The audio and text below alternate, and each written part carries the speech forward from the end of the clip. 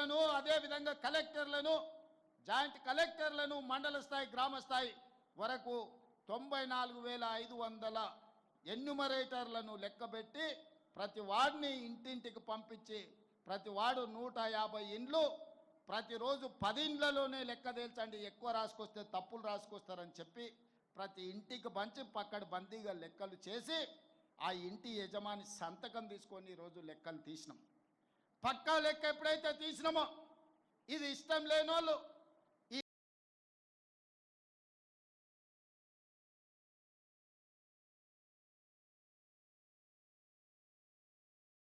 లెక్క తప్పుల తడకంటారు.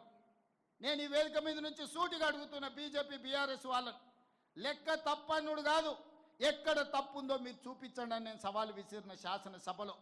తోక ముడిసిండ్రు, ఉరికిపోతారాడ నిలబడతారు, ఈ లెక్క తప్పు అంటారు. చూపిత్రా నేను దగ్గరకు పోతే ఇంకా కొంచెం ఆ సూటి ఉరుకుతారు తప్ప ఆ లెక్క ఎక్కడ తప్పుందో చెప్పడం లేదు. ఎందుకంటే ఇవాళ ఈ లెక్క పక్కాగా తేలి రేపు అసెంబ్లీలో తీర్మానం చేసి చదువులో విద్య ఉద్యోగంలో రాజకీయాలలో 42% రిజర్వేషన్లు ఇవ్వాలని అసెంబ్లీలో నేను తీర్మానం చేస్తే అది నరేంద్ర మోడీ గారి మెడ మీద కత్తిలా వేలాడుతుంది. ఈ బలైన వర్గాలకు 42% రిజర్వేషన్ వస్తే వీళ్ళు అధికారంలో వాటా అడుగుతారని చెప్పి ఇవాళ బీఆర్ఎస్ వాళ్ళు బీజేపీ వాళ్ళు ఈ లెక్క తప్పని ఒక తొండి మానదట చేస్తున్నారు. నేను అడుగుతున్నా, ఆనాడు మండల్ కమిషన్ కాంగ్రెస్ పార్టీ వేయబట్టే కదా ఆనాడు లెక్క చేసి ఈరోజు 27% బలహీన వర్గాలకు రిజర్వేషన్లు అందుతున్నది. విద్యా ఉద్యోగాలలో మిత్రుడు అనిల్ చెప్పినట్టు ఆ రిజర్వేషన్లే కదా ఇవాళ నరహరినైనా శ్రీధర్నైనా చాలామంది మా పద్మశాలి సోదరులు ఐఏఎస్లు అయ్యిండ్రు అని అంటే ఉన్నతాధికారులు అయ్యిండ్రంటే ఆ రిజర్వేషనే కదా. ఆనాడు ఆ లెక్క తప్పని ఇట్లనే ఎవడైనా తొండి వాదన్నో మొండి వాదన్నో చేసి ఉంటే ఆ లెక్కలను పరిగణలోకి తీసుకోకపోతే బలహీన వర్గాలకు 27% రిజర్వేషన్ వస్తుండేనా? ఈనాడు నేను చేసిన లెక్కను తప్పు పడితే ఈ లెక్కను పక్కన పెడితే మీకు ఏ రకంగా 42% రిజర్వేషన్ వస్తుందో మా సోదరులను ఆలోచన చేయండి అని నేను అంటున్నా. దీని వెనకాల ఉన్న కుట్రను మీరు గమనించండి. ఇవాళ నేను చేసిన లెక్క సరిగ్గా అని తేలి 42% రిజర్వేషన్లు పెంచి విద్య ఉద్యోగ ఉపాధి రాజకీయాలలో మీ చైతన్యం పెరిగి మీ అవకాశాలు వస్తే రేపు మన పరిపాలన మన నిర్ణయాలు మనమే తీసుకుంటే బలహీన వర్గాలకు హక్కు వస్తుంది. వాళ్ళ హక్కులను కాలరాయాలి, వాళ్ళ గొంతును నులిమేయాలని ఈరోజు కుట్ర జరుగుతుంది. సోదరులారా, మీరు ఆలోచన చేయండి.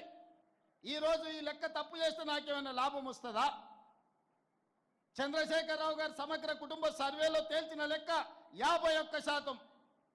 కానీ మీ సోదరుడు రేవంత్ అన్న చేసిన సామాజిక ఆర్థిక రాజకీయ విద్య ఉద్యోగ కులగణన సర్వేలో 56.33% లెక్క తేల్చి దాదాపుగా 6% పెంచి నేను లెక్క చూపించిన. చంద్రశేఖరరావు గారు ఉన్నత కులాలది 21% అని లెక్క తేలిస్తే నేను పెట్టిన లెక్కలలో 15.28% అని లెక్క తేలింది. ఈ రకంగా పక్కా లెక్క నేను తేలిస్తే ఈరోజు ఆ లెక్కను తప్పంటుండ్రు. ఒకవేళ ఈ లెక్కన పక్కన పెడితే మీకు 42% రిజర్వేషన్ ఎట్లొస్తుందో మీరు చెప్పండి అని నేను మిమ్మల్ని అడుగుతున్నా. మిమ్మల్ని సూచన చేయమని అడుగుతున్నా. వేదిక మీద ఉన్న పెద్దల్ని ఆలోచన చేయమని అడుగుతున్నా. చదువుకున్న వాళ్ళని విశ్లేషించమని నేను అడుగుతున్నా. ఇవాళ ఈ లెక్క తప్పని పక్కన పెడితే మీకు శాశ్వతంగా రిజర్వేషన్లు పెరగవు. ఇది ఒక కుట్ర. ఇవాళ తెలంగాణ రాష్ట్రం ఒక మోడల్గా దేశం మొత్తం మీద రాహుల్ గాంధీ గారు తీసుకొని ఈరోజు ప్రయాణం మొదలుపెట్టారు. మన బీహార్లో చెప్పిండు, నిన్న గుజరాత్లో చెప్పిండు, మేము తెలంగాణలో లెక్క తేల్చినట్టు దేశం మొత్తం మీద కులగణన చేస్తాం, బలహీన వర్గాల రిజర్వేషన్లు పెంచుతాం, 50% నిబంధన ఏదైతుందో నిబంధనను తొలగిస్తాం, చట్ట ప్రకారం సుప్రీంకోర్టు ఆమోదంతో బలహీన వర్గాలకు 42% రిజర్వేషన్ ఇస్తా అని రాహుల్ గాంధీ గారు చెప్తున్నారు. దానికి మొట్టమొదటి పునాది రాయి ఈరోజు తెలంగాణలో పడ్డది. దీని ఆదిలోనే దీని పురిటిలోనే గొంతు నొక్కాలని కొంతమంది కుట్ర చేస్తుండ్రు. కుట్రదారులను తిప్పుకొట్టండి సోదరులారా. మీ శక్తిని మీ యుక్తిని ప్రదర్శించండి. నాకు అండగా నిలబడండి, నేను చేసి చూపిస్తా. 42% రిజర్వేషన్లు సాధించి మీ అభ్యున్నతి కోసం పాటుపడతా. అదే కాదు, ఈరోజు పద్మశాలీలు ఇక్కడనే కాదు, మహారాష్ట్ర ఎన్నికలలో నన్ను ప్రచారానికి పిలిచిండ్రు, సోలాపూర్ పిలిచిండ్రు.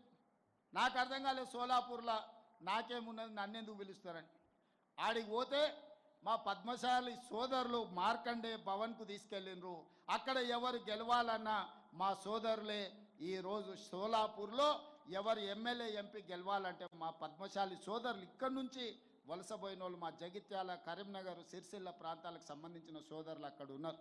అక్కడ వాళ్ళు నన్ను ఒక మాట అడిగినారు, సార్ మేము 100 ఏళ్ళ పైన ఇక్కడికి వచ్చి మా రాకపోకలు, మా సుట్టరికాలు ఉన్నాయి, మేము పిల్లల్ని ఇచ్చుకున్నా చేసుకున్నా, మాకు ఫంక్షన్లకు ఒక కమ్యూనిటీ హాల్ లేదు, మీరు సాయం చేయండి అని అడిగినారు.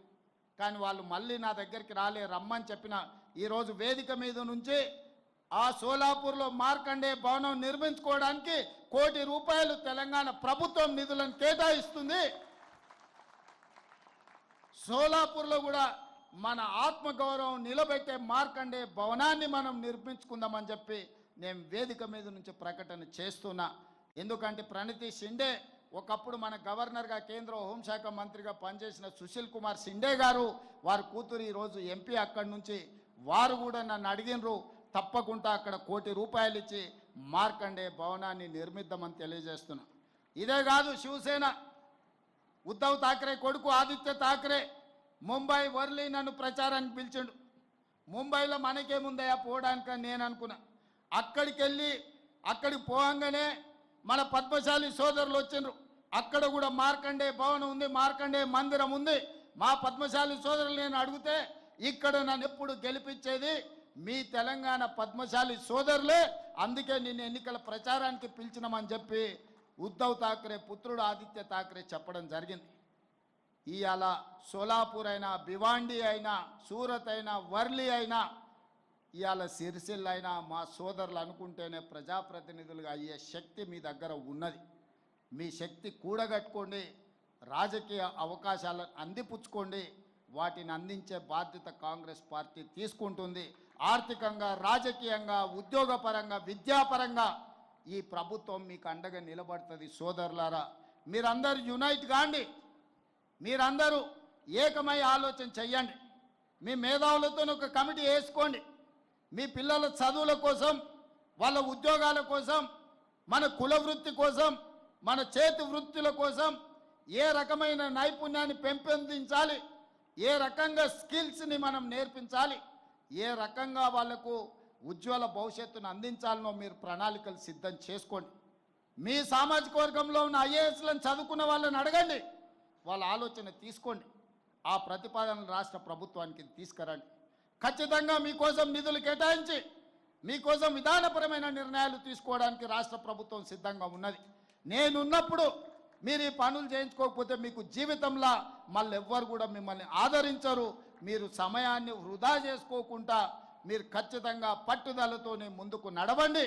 మీ ఆత్మగౌరవాన్ని నిలబెట్టి మీ అభివృద్ధి కోసం పనిచేసే బాధ్యత మీ సోదరుడిగా నేను తీసుకుంటా. రాజకీయాలలో కానీ, ఉద్యోగ ఉపాధిలో కానీ మీకు అండగా నిలబడతా. సోదరులారా, ఇప్పుడు మురళి చాలా విషయాలు ప్రస్తావించండి. వాటన్నిటికీ మా ఉప ముఖ్యమంత్రి, ఆర్థిక మంత్రి బట్టి విక్రమార్క గారిని, మా తుమ్మల నాగేశ్వరరావు గారిని ఒక సమీక్ష చేయమని నేను సూచన చేస్తున్నా. మీ తరఫున ఇవన్నీ కూడా తీసుకెళ్ళి వారితో చర్చించండి. అందులో 100% చేయగలిగిన ప్రతి పనిని పరిష్కరించే బాధ్యత నేను తీసుకుంటాను తెలియజేస్తూ, ఇంత ఓపికగా దూర ప్రాంతాల నుంచి ఇక్కడికి వచ్చి అండగా నిలబడి కులగణను ముందుకు తీసుకెళ్ళడానికి తప్పన్నోళ్లను వంగబెట్టి ఒక గుద్దండి. ఎందుకంటే ఇది తప్పు అంటే మీకు 42% రిజర్వేషన్ రాదు. ఇది తప్పు అంటే ఉద్యోగ ఉపాధి అవకాశాలలో మీ హక్కును కోల్పోతారు. రేపు బడ్జెట్లో రావాల్సిన నిధులు కూడా రావు. అందుకే సోదరులారా, మీరందరూ గట్టిగా నిలబడండి, మనకు రావాల్సిన హక్కులను సాధించుకుందామని తెలియజేస్తూ మీ అందరి దగ్గర సెలవు తీసుకుంటున్న. ధన్యవాదాలు మిత్రులారా. దయచేసి ఎవరు లేవద్దండి, కూర్చొని అందరు కూర్చోవాలి. మనమే 3 రంగుల జెండా పట్టి సింగమోలే